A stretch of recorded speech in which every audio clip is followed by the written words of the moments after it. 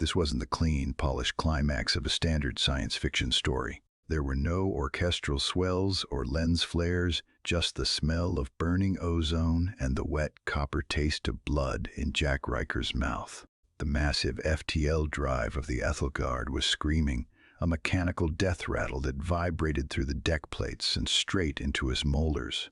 To the terrified crew of the Dominion flagship, this looked like madness at Terran standing in the heart of a collapsing singularity, with nothing but a wrench and a refusal to die. They stared at him like he was one of those Space Orcs from the horror vids, a brute force of nature tearing at the delicate alien tech with calloused hands. But this was just humanity doing what it did best. This was HFY in its rawest form. Not a speech, but a sweaty guy in coveralls ignoring the laws of physics because he had a job to finish. The sci-fi logic said the ship should explode. The Deathworlder logic said otherwise. Jack wiped grease across his forehead, his neural link interface buzzing with critical warnings he was actively ignoring. Hold it together, he gritted out, torquing a bolt that cost more than his entire neighborhood back on Earth. This moment, right here, was the difference between a tragedy and a legendary sci-fi story. But truthfully, before the silence hit and the screaming started, it was just another Tuesday. 3 months earlier, the Ethelgard was already dead in the water. The bridge of the dreadnought was a study in suffocating tension. High Archon Xylia sat on her command throne, her posture rigid enough to snap steel. Outside the massive viewports, the stars of the void sector hung motionless, mocking her. They were stagnant. The most advanced warship in the fleet, a vessel built with precursor tech and the accumulated knowledge of the Galactic Council, was nothing more than an expensive paperweight. Xylia didn't shout. Shouting was for the weak. She simply tapped a single, razor-sharp claw against the armrest of her chair. Click, click. The sound was louder than the ship's ambient hum. "Tell me again," Xylia said, her voice dropping to a register that made the subsonic sensors twitch. "Tell me why my engineers, the supposed masters of xenobiology and quantum mechanics, cannot make my ship move." Vorn, her aide, felt his stomach turn into a knot of cold lead. He was a creature of bureaucracy, not bravery. He shuffled forward, clutching a datapad with sweaty palms. "Your Eminence, the Starship mechanic teams are baffled. We have 28 specialists from the core worlds. They have run every neural link diagnostic. The drive initializes, but the alien tech rejects the startup sequence. It shuts down to prevent a cascade failure." "I don't care about the safety protocols," Xylia said, standing up. She was 7 feet of shimmering, liquid metal skin and focused rage. "I care that my authority is eroding with every rotation. The Galactic Council is likely drafting my obituary right now. Do we have any other options? Or are we waiting for the universe to end?" Vorn hesitated. This was the dangerous part. "We opened a bounty, Your Eminence, a general distress call for any independent contractors. We received over 17,000 responses, and most are inadequate. Academy washouts, scavengers. But there is one oddity." Vorn swiped a claw across his pad, projecting a holographic file. "A specialized application from a Sector 9 colony. A species called humans. They are new to the Council. Some classify them as Space Orcs due to their chaotic durability. Others as reckless Deathworlder upstarts. This one, he is a maintenance supervisor." Xylia looked at the projection. It wasn't a dossier of academic achievements or sci-fi short story heroism. It was a picture of a man in a baseball cap, squinting into the sun. Name, Jack Riker. Occupation, municipal water treatment, level 4. Education, community college, incomplete. A plumber. Xylia said flatly. "You are presenting me with a plumber from a dirtball planet that barely mastered the combustion engine." His application statement was unique, Vorn squeaked. He wrote, "I fixed worse with a screwdriver and stubbornness. Just pay for the flight." "You built The officers held their breath, waiting for the execution order. Instead, a dark, malicious amusement curled the corner of Xylia's mouth. It was the smile of an apex predator toying with a wounded animal. "Bring him," she said. "Your Eminence, bring this, Terran. If my highly paid, highly educated engineers cannot fix it, perhaps I should let a primitive hit it with a rock. It will serve as a lesson to Dr. Eris and his team, a demonstration of human ingenuity failing spectacularly against superior design. It will be educational. It will take 2 days to transport him," Vorn noted, tapping the logistics command. "Do it." The arrival was not the grand entrance usually reserved for saviors in a sci-fi story. The shuttle that docked with the Aethelgard was a standard commercial transport, smelling of recycled air and cheap lubricant. When the airlock cycled open, Vorn stood ready with a security detail, expecting a warrior or a scientist in a lab coat. What stepped out was Jack Riker. He looked exactly like his picture, only more tired. He wore faded blue jeans, a textile so primitive Vorn had to scan it to identify the weave, and a heavy canvas jacket with a patch that read Riker's Repairs. In one hand, he carried a red metal box that clanked when he moved.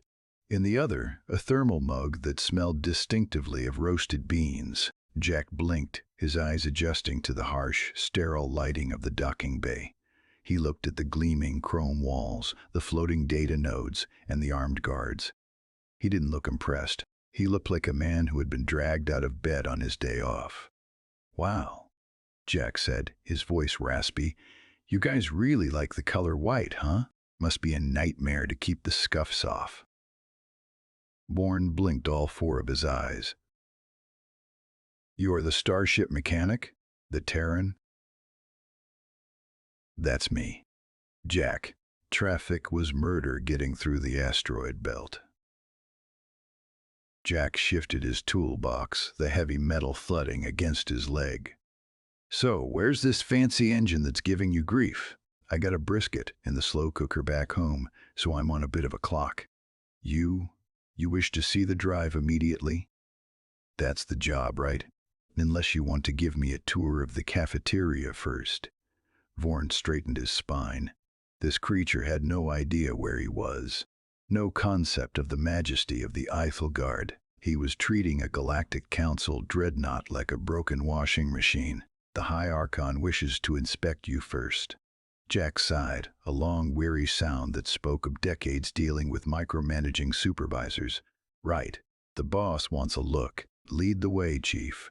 As they walked through the corridors, the contrast was blinding. The crew of the Aethelgard were tall, slender, and elegant, moving with the grace of beings who had evolved beyond physical struggle. Jack trudged. His boots made heavy, wet sounds on the deck plates. He touched the walls as he walked, running rough fingers over the smooth panels, occasionally tapping them with a knuckle as if checking for studs. The whispers followed him. "Is that a Death Worlder? Look at its crude tools. I heard they use persistence hunting to fix machines. They just stare at the problem until it surrenders." Tay ignored them, or maybe he didn't hear them over the ringing in his ears from the shuttle ride. He was focused on the ambient noise of the ship, or rather, the lack of it. "Too quiet," he muttered to himself. "Air circulation is wheezing." They reached the bridge, the massive blast doors sliding open to reveal the nerve center of the Empire. Xylia sat on her throne, looking down at the human with an expression of supreme boredom. Dr. Furs, Eris, the chief engineer, stood by her side, a tall, blue-skinned humanoid who looked like he had swallowed a lemon. Jack walked right up to the base of the throne. He didn't bow. He didn't offer a salute. He set his toolbox down with a heavy thunk that echoed across the bridge, potentially scratching the priceless floor. "Jack Riker," he said, extending a hand. "Heard you got a starter issue. Those can be tricky." Xylia stared at the hand. It was scarred, stained with old oil, and terrified everyone in the room.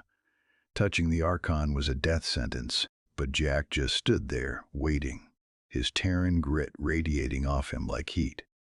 "You are smaller than I expected," Xylia said, ignoring the hand. And you brought a box. Tools, ma'am. Can't fix a leak with good intentions. Jack retracted his hand, wiping it on his jeans. Look, I'll be honest, I don't know much about galaxy secrets or xenobiology. But machines are machines. They all follow the same rules. Energy goes in, work comes out, and somewhere in the middle, something is usually clogged or loose. Dr. Eris stepped forward, his voice dripping with disdain. This is a quantum threading drive human. It operates on hyperdimensional manifolds and folded space-time. It is not a clogged pipe. Jack looked at Eris, then at the toolbox, then back at Eris. He cracked a grin that didn't reach his eyes. Buddy, you'd be surprised how often a hyperdimensional manifold acts just like a clogged pipe. Now, point me to the engine room. Let's see if we can't get this sci-fi story back on the road. The doors to the primary engineering deck didn't slide open. They dissolved into mist, revealing a cavern that could have swallowed a medium-sized city. This wasn't a room. It was a cathedral dedicated to the worship of alien tech. In the center, suspended in a gravity-null field, pulsed the quantum threading drive. It looked like a crystal heart wrapped in lightning, humming a note that vibrated the fluid in Jack's inner ear and made his teeth ache. Dr. Strawn. Eris stepped forward, his blue skin flushing violet with indignation. Behold the pinnacle of Galactic Council engineering, he sneered, gesturing with a long, spindly arm, a seven-dimensional matrix channeling exotic particles through a localized singularity. And you intend to hit it with a wrench? Jack didn't answer. He was too busy listening. He walked past the banks of hovering Neuralink displays, ignoring the frantic waterfalls of data that meant nothing to him. He stepped onto the main catwalk, the metal grating groaning under his heavy boots. To the alien engineers, this Terran moved with the predatory focus of a death worlder, ignoring the majesty to hunt for the flaw. He wasn't looking at the light show.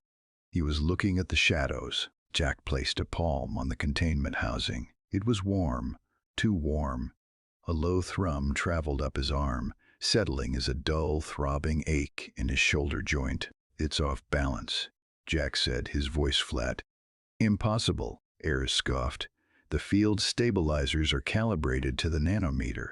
The mathematics are flawless. I didn't say the math was off. I said the machine is off balance. It's vibrating like a washing machine with a brick in it. Jack crouched, pulling a flashlight from his pocket. The beam cut through the pristine, mood-lit atmosphere of the sci-fi set piece, illuminating dust motes dancing in the air where there should have been a vacuum-sealed, sterile field. Then he did something that made the junior technicians recoil. He leaned in, practically pressing his nose against a power coupling, and sniffed. "What are you doing?" Eris demanded, his voice cracking. "Are you checking for pheromones? This is Xenobiology 101. Machines do not have sense. Everything has a scent if you burn it right," Jack muttered. He smelled it. Ozone, sharp, biting, and distinctly wrong. It was the smell of copper wire cooking inside its insulation. It was the smell of a system fighting itself. The smell that didn't belong in a high-concept sci-fi story, but fit perfectly in a garage back on Earth when someone tried to bypass a fuse with a penny. He stood up, his knees popping loud enough to echo in the terrified silence. "Okay, I've seen enough. Kill it." Eris blinked. "I beg your pardon? Shut it down. Hard. Total system flush. Dump the capacitors. Drain the lines. Let it sit for 10 seconds. Then spin it back up." The room erupted. Engineers chattered in 3 different languages, a cacophony of panic. Eris looked like he was about to stroke out. "Humanity may be used to primitive combustion, but you cannot simply reboot a singularity. The thermal shock alone is better than letting it sit here and rot," Jack cut in, his voice hardening. "Look, you guys are treating this FTL drive like it's a god. It's not. It's a pump, and right now, it's airlocked. You need to burp the system." Jack turned to the Empress, who had followed them down, watching from the gantry like a judge at an execution. Ma'am, your call. Do you want to stay parked here until the stars burn out, or do you want to try the Terran way? Zelia's eyes narrowed. The air around her seemed to drop 10 degrees. Do as the Space Orc says. Shut it down. The shutdown was terrifying. The hum died. The lights dimmed. The gravity plating stuttered, making everyone's stomach drop into their shoes. For 10 seconds, the Othelgard was a tomb. It was the kind of silence that made your blood rush in your ears. The heavy, oppressive quiet of deep space pressing against the hull. Hit it, Jack said. Eris pressed the sequence with shaking fingers. The drive roared. It wasn't the smooth hum from before. It was a hungry, guttural growl. Power surged through the conduits. The crystal heart flared blinding white. Stable, a technician shouted, disbelief coloring her voice. Output at 40%, 60%, 90%. We have ignition. The crew cheered. It was a sound of pure relief. Human ingenuity had done the impossible. The starship mechanic had bullied physics into submission. And then, exactly 12 seconds later, the lights flickered. The growl turned into a whine. The safety latches slammed home with the sound of a gunshot, and the drive died. The silence returned, heavier than before. Eris turned to Jack, triumph warring with panic on his face. You see, you failed. The system rejected the initialization. You have wasted our time and risked the ship. But Jack wasn't looking at the drive. He was looking at his stopwatch. Nope, Jack said, tapping the screen. That wasn't a rejection. That was a stall. It shut down. Yeah, because it ran out of juice. It fired up, ran for 12 seconds, and then something sucked the tank dry. Jack grinned, a predator baring teeth. Terran grit isn't about magic, Doc. It's about observation. The engine is fine. You've got a parasitic loss. Something else on this ship is eating your power before it can stabilize. He walked away from the billion-credit drive, turning his back on the confused Apex Predator engineers. He opened his toolbox and pulled out a battered tablet. Give me the logs, Jack said. The engineering logs are encrypted, Eris spat. And you lack the clearance. Not those, Jack said, sitting down on the pristine floor. I don't care about your physics. Give me the custodial logs, maintenance schedules, janitorial rotations, the boring stuff. You want the cleaning schedule? I want to know who hasn't done their chores, Jack said, his eyes scanning the data stream, looking for the secrets hidden in the mundane. Because somewhere on this ship a $20 part is killing a $1 trillion engine, and I'm gonna find it. Jack Riker sat cross-legged on the cold deck, a solitary island of denim in a sea of confused chrome. His thumb flicked across the cracked screen of his tablet, scrolling through data streams that looked less like galaxy secrets and more like a spreadsheet from hell. The officers whispered, their voices thin and nervous, darting glances at Xylia, who stood motionless as a statue carved from liquid mercury. The air in the engine room felt thin, recycled one too many times, leaving a metallic taste on the back of the tongue. 7 years, Jack muttered, the words dropping like stones into a calm pond. He stood up, his knees cracking a sound that made a nearby technician wince. He didn't look at Eris. He looked past the high-ranking officers to a small, terrified specialist in the back row. She was young for her species, her scales still pale and soft. You, Jack pointed, his finger stained with grease. Name, Alara, specialist 3rd class, she squeaked, clutching her datapad like a shield. Alara, when was the last time someone swapped out the primary atmospheric scrubbers in Sector 4? The question hung in the air, absurd and small. Eris stepped forward, his face flushing a darker shade of indignant violet. This is madness. We are discussing FTL drive failure, not janitorial duties. The environmental systems are completely isolated from propulsion. It is a closed loop. Nothing is a closed loop on a spaceship, Doc, Jack said, walking toward a service panel that was almost hidden behind a bank of glowing Neuralink servers. It's all one big metal lung. And right now, the ship is breathing through a coffee stirrer. Jack didn't ask for permission. He jammed a flathead screwdriver into the panel seam and twisted. The lock popped with a snap that sounded like a gunshot. He wrenched the cover off, revealing a dark, cramped maintenance crawl space that smelled of stale air and neglect. "Flashlight," he commanded. Ilara hesitated, then scrambled forward, handing him a sleek, glowing rod of alien tech. Jack took it and shone the beam deep into the throat of the intake. Jackpot. He reached in. It was a struggle. The access port wasn't designed for the broad shoulders of a Terran. He grunted, twisting his torso, his boots scraping against the pristine floor. Then he pulled. Something wet tore loose with a sickening schlip sound. Jack withdrew his arm, holding up a rectangular frame that dripped black sludge. It looked like a brick of compressed mold. "Behold," Jack announced, dropping the slimy brick onto the clean white floor with a wet thud. "The mighty enemy of the Galactic Council." Zilia wrinkled her nose, stepping back. "What is that?" Dak said, wiping his hands on a rag from his back pocket. "Is a biofilter. It catches skin flakes, hair, dust, and whatever else you people shed. It's supposed to be white, this one is. Well, it's a science experiment. Ilara, why hasn't this been changed?" Ilara was trembling. The atmospheric division handles scrubbers, but the access port is located within the propulsion division's territory. We are not permitted to enter engineering without level 5 clearance, and engineering never requested maintenance. "Silos," Jack shook his head, a dry chuckle escaping his throat. "Classic corporate suicide. The right hand doesn't talk to the left, so the body dies." He turned to Eris, who was staring at the black sludge in horror. "Here's your physics lesson, Doc. This filter is clogged solid. Your air intake is blocked. But the pumps? They're smart. They sense the drop in pressure, so they spin harder to compensate. They draw more power. And more. And more." Jack walked back to the main drive, pointing at the massive power conduits. "It's a vacuum pressure differential. Your life support system is panicking, trying to suck air through a brick wall. It's pulling emergency amps from the nearest high-yield capacitor bank. Guess which one?" Eris paled.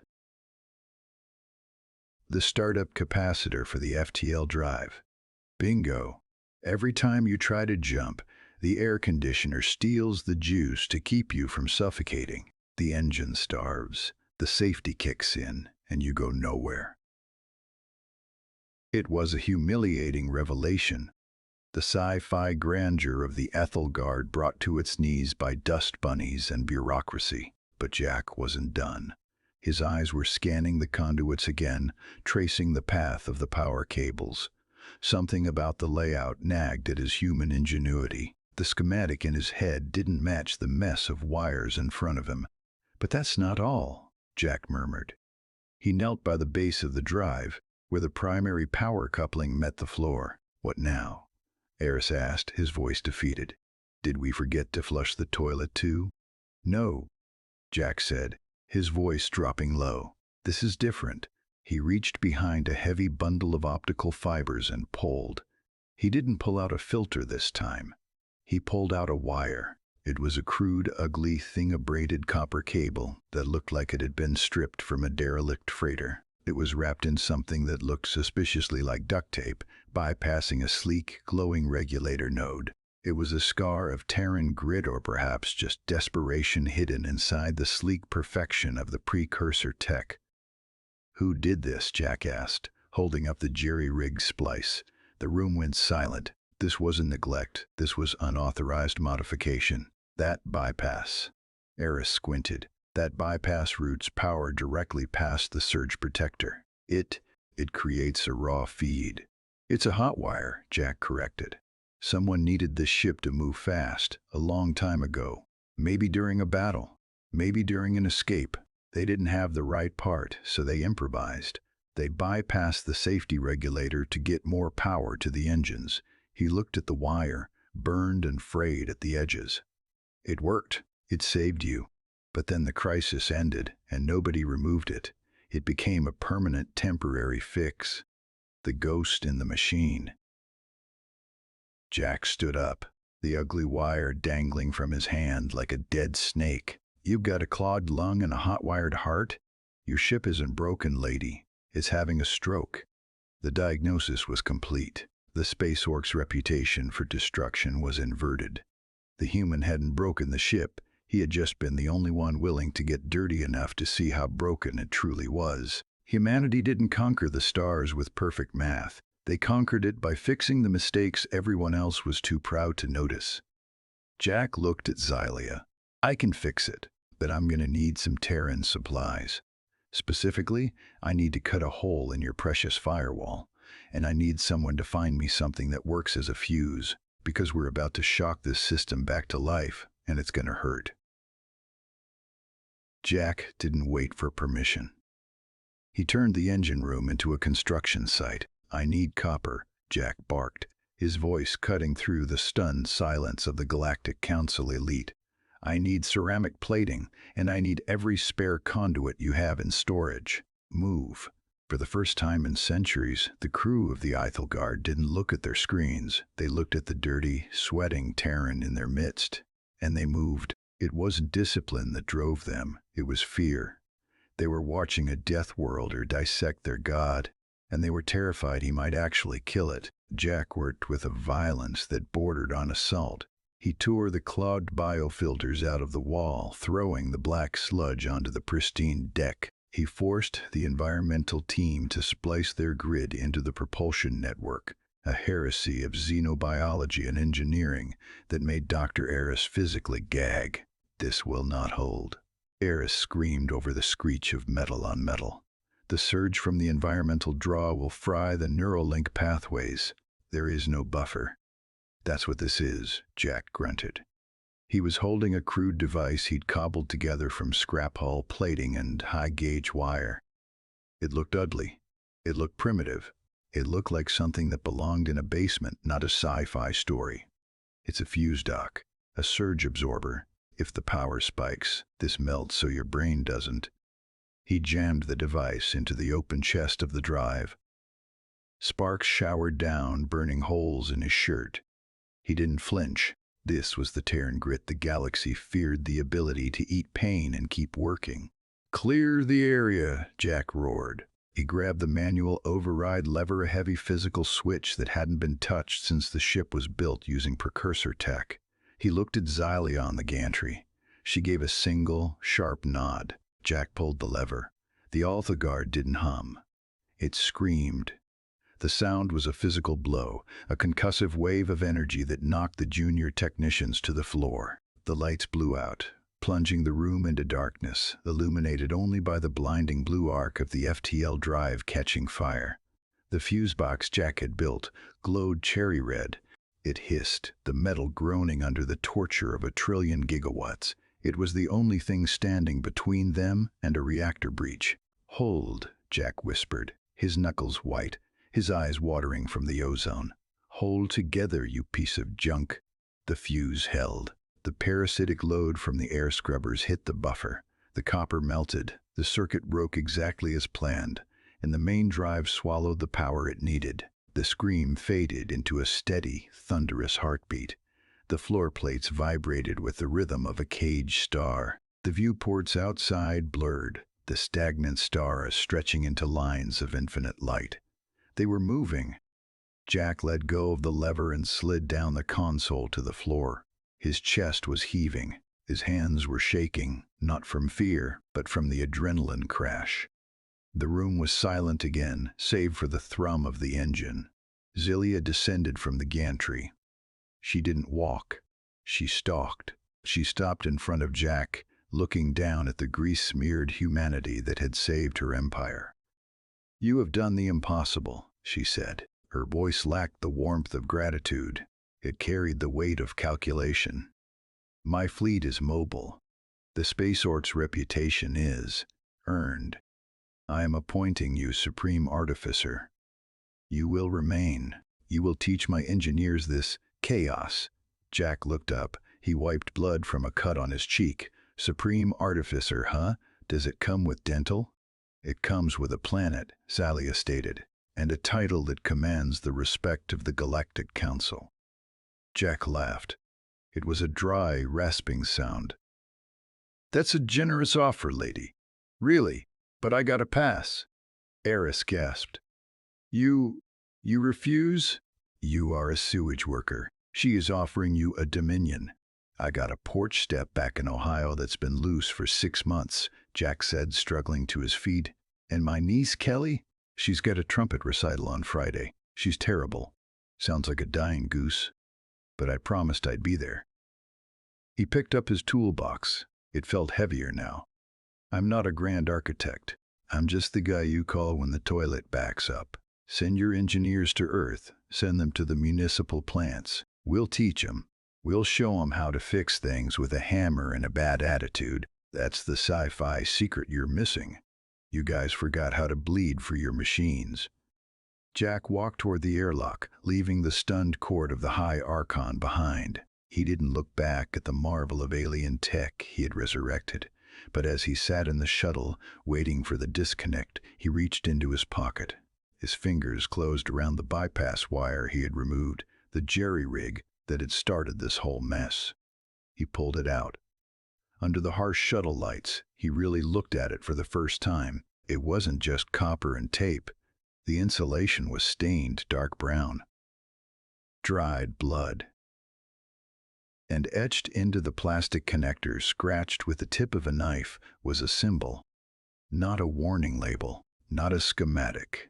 It was a name. VAC. Jack felt the cold settle in his gut. The Sci Fi Story narrative of the lazy mechanic dissolved. This wasn't negligence. Years ago, during whatever crisis had forced this ship to run, a mechanic named Vac had been down there. Vac hadn't had a fuse. Vac hadn't had time. Vac had used his own hands to hold the wire in place while the insulation melted into his skin.